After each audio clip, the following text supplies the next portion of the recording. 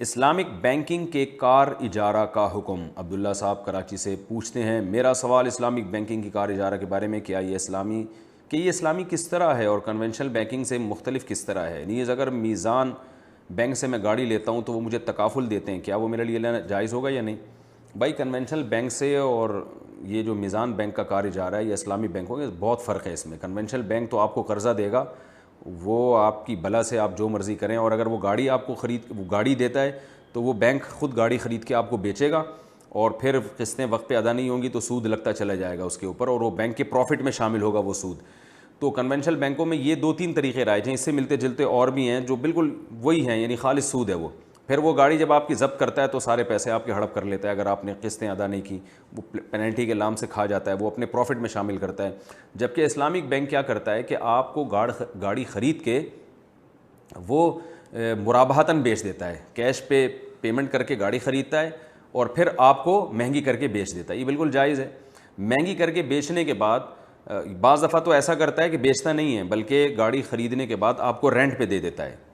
تو وہ رینٹ آپ ادا کرتے رہتے ہیں اور ساتھ ساتھ گاڑی خریدتے بھی رہتے ہیں۔ گاڑی کے یونٹ مختلف کر دیے جاتے ہیں اور وہ یونٹ آپ جو ہے نا خریدتے رہتے ہیں کرائے کے ساتھ، اور اسی حد تک گاڑی کے مالک بنتے چلے جاتے ہیں، اور ساتھ ساتھ قسطیں پھر اسی حساب سے کم ہوتی چلی جاتی ہیں۔ اور بعض دفعہ ایسے بھی ہوتا ہے، بینک یوں بھی کرتا ہے، کیونکہ ابھی مختلف بینکوں میں مختلف طریقے رائج ہیں، یہ بھی ہوتا ہے کہ وہ آپ کو مہنگے داموں قسطوں میں بیچ دیتا ہے، اور وہ یہ آپ سے کہتا ہے کہ آپ نے اگر قسط بر وقت ادا نہیں کی تو میں آپ سے پینلٹی لوں گا، لیکن وہ پینلٹی میرے پروفٹ میں شامل نہیں ہوگی، وہ اس کا صدقہ کیا جائے گا۔ اور یہ امام مالک رحمہ اللہ تعالیٰ کے مسلک میں یہ اس کی اجازت ہے کہ اگر کوئی شخص وقت پہ پیمنٹ نہ کرے اور آپ اس کو اس کا پابند بنا سکتے ہیں کہ تم پر یہ لازم ہے کہ تم نے وقت پہ پیمنٹ نہیں کی تو تم غریبوں پہ صدقہ کرو گے اتنا اماؤنٹ، تاکہ تمہیں سزا ملے۔ تو چونکہ اب لوگوں کو ایسے چھوڑا نہیں جا سکتا،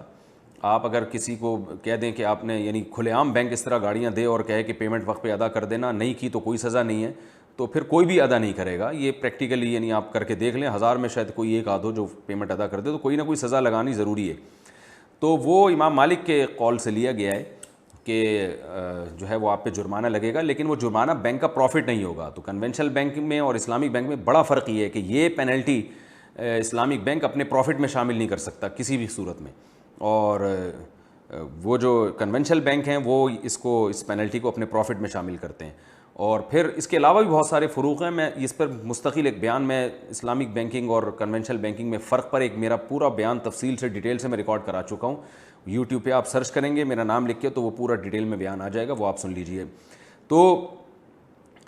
وہ صدقہ کیا جاتا ہے، پھر وہ سال میں وہ لاکھوں کروڑوں کی رقم جو جرمانے کی مد میں جمع ہوتی ہے وہ سب چیریٹی ہو جاتی ہے وہ رقم، تو وہ بینک کے پروفٹ میں شامل نہیں ہوتا۔ اچھا بھائی۔